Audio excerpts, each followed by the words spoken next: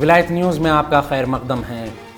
ایران کو Ebrahim Raisi کے دورہ سعودی عرب سے کیا ملا؟ ریاض میں اسلامی تعاون تنظیم کا سربراہ اجلاس ختم ہو گیا۔ اس اجلاس میں اسرائیل اور امریکہ کو تیل کی فراہمی روکنے کی دھمکی، اسرائیلی فضائیہ کے لیے اپنے حدود بند کرنے اور سفارتی تعلقات ختم کرنے جیسی کچھ قرارداد کو سعودی عرب اور متحدہ عرب امارات کے ساتھ بحرین نے بھی سختی سے مسترد کر دیا، جس سے ایک بات بالکل واضح ہو گئی کہ عالم اسلام میں کون کون سا ملک اسرائیل کے ساتھ ہے اور کون فلسطین کے لیے وفادار۔ پھر بھی ایک سوال ہوتا ہے کہ 11 سال بعد کسی ایرانی صدر کے دورہ ریاض سے ایران کو کیا حاصل ہوا؟ ریاض میں ہونے والی حالیہ ملاقات کے بعد مغربی دنیا اور خاص طور پر امریکہ کے ساتھ بعض مسلم حکومتوں کے تعلقات چیلنجز اور خلا کا سامنا کریں گے۔ وہ خلا جو اسلامی جمہوریہ ایران کے نظریے کے طویل المدتی اہداف میں سے ایک ہے، اور تہران کو اس خلا کے پیدا ہوتے ہی امت مسلمہ کے مفادات کو آگے بڑھانے کے مواقع ملیں گے۔ آیت اللہ رئیسی نے اسلامی تعاون تنظیم کے رکن ممالک کے رہنماؤں کے اجلاس کے بعد اپنے مسلمان اور عرب ہم منصبوں سے ملاقات کی۔ سب سے اہم ملاقاتوں میں مصر اور فلسطین کے صدر کے ساتھ ان کی ملاقات بھی تھی۔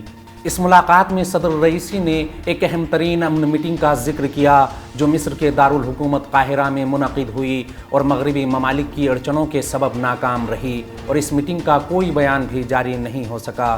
رئیسی کے بقول یہ مثبت اقدام صہیونیوں کی طرف سے غزہ میں بے دفاع اور بے گناہ خواتین اور بچوں کے قتل عام کے جرائم کے خاتمے کے لیے ایک اہم موڑ ثابت ہو سکتا تھا، لیکن صہیونی حکومت کی حمایت کرنے والے مغربی ممالک نے اس کانفرنس کو ناکام کرنے میں کوئی کمی نہیں کی، بالکل اسی طرح جیسے وہ سلامتی کونسل اور دیگر بین الاقوامی تنظیموں کو ان جرائم کو روکنے کے لیے مؤثر اقدامات نہیں کرنے دیتے۔ آیت اللہ رئیسی نے رفح بارڈر کی ناکہ بندی کو مصر کے خلاف پیدا ہونے والا پروپیگنڈا قرار دیتے ہوئے اسے مغربی دباؤ کا نتیجہ قرار دیا، لیکن ساتھ ہی کہا کہ مصر کو اس دباؤ پر قابو پانے اور اس سے نپٹنے کی ضرورت ہے۔ وہیں مصر کے صدر عبد الفتاح السیسی نے فلسطین اور غزہ کے واقعات کے نتائج کا سب سے زیادہ متاثر فریق اپنے ملک کو قرار دیا۔ صدر رئیسی نے اپنے دور حکومت میں پڑوسیوں کے ساتھ تعلقات کو بہتر بنانے کی مہم میں مصر کے ساتھ اپنے تعلقات کو مستحکم بنانے کے لیے کئی اقدام کیے۔ ایسا لگتا ہے کہ وہ دن بہت دور نہیں جب مصر اسلامی جمہوریہ ایران کے ساتھی ممالک کے گروپ میں شامل ہو جائے۔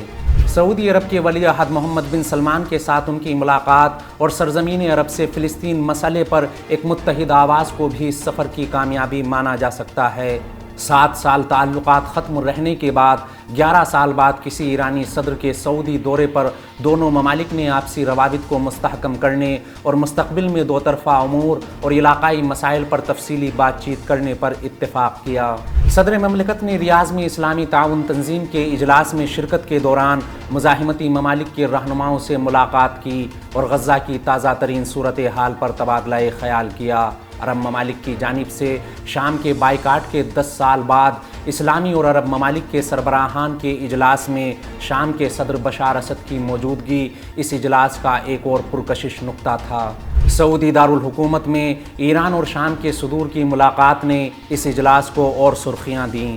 رئیسی اور اسد نے مزاحمت کے 2 محوروں کی حیثیت سے صہیونی حکومت کی جارحیت اور مظالم کے خلاف ایک طرف اس مزاحمت کو جاری رکھنے اور دوسری طرف اس میں دیگر مسلم ممالک کی شمولیت پر زور دیا۔ ان ملاقاتوں میں ایک اور اہم ترین ملاقات مزاحمت کے محور میں شامل ملک لبنان کے وزیر اعظم نجیب میقاتی سے تھی۔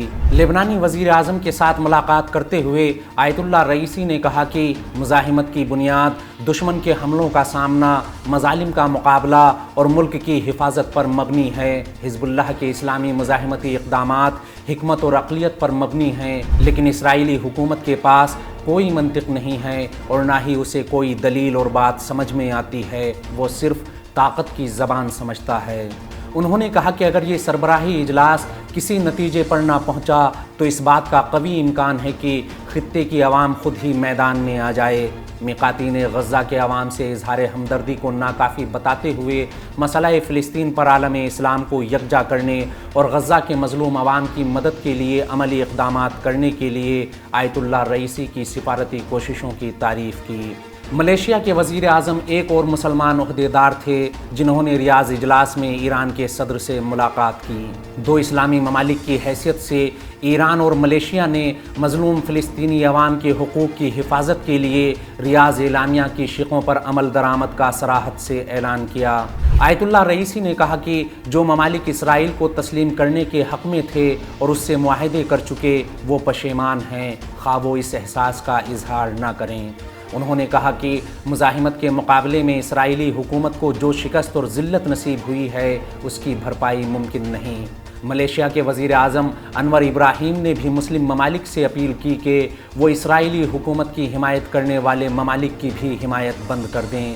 موریتانیہ کے صدر محمد ولد الشیخ احمد الغزوانی، سوڈان کی گورننگ کونسل کے صدر عبد الفتاح برہان اور نائجیریا کے صدر بولا احمد تینوبو افریقی مسلم ممالک کے دیگر سربراہان تھے جنہوں نے ریاض اجلاس کے موقع پر آیت اللہ رئیسی سے ملاقات اور گفتگو کی۔ ان ملاقاتوں میں صدر ایران نے صہیونی حکومت کو امت اسلامیہ اور پوری دنیا کے لیے ایک عظیم آفت قرار دیتے ہوئے کہا کہ ہم صہیونی حکومت کو دنیا کے بہت سے مصائب، اسلاموفوبیا، ایرانوفوبیا اور عالمی اسلام اور خاص کر بر اعظم افریقہ میں اختلافات کی جڑ سمجھتے ہیں۔ ان ممالک کے سربراہان نے غزہ میں اسرائیل کے جرائم پر تاکید کرتے ہوئے اسلامی تعاون تنظیم اور عرب لیگ کے اجلاس میں آیت اللہ رئیسی کی دو ٹوک تقریر کے ساتھ ساتھ غزہ میں صہیونی حکومت کے جرائم کو روکنے کی کوششوں کو سراہا۔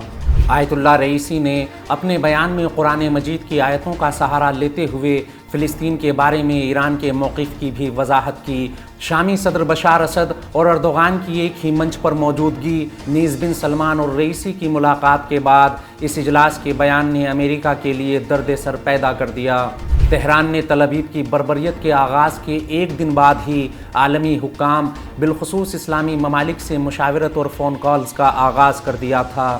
غزہ میں تمام تر جرائم کے باوجود اس اجلاس کے ٹھوس نتائج جلد ہی سامنے آئیں گے اور اس غیر مساوی جنگ کے خاتمے اور غزہ کے مظلوم عوام کی نسل کشی کے ساتھ ہی مسلمانوں کے لیے باہمی تعاون کا ایک نیا راستہ کھلے گا۔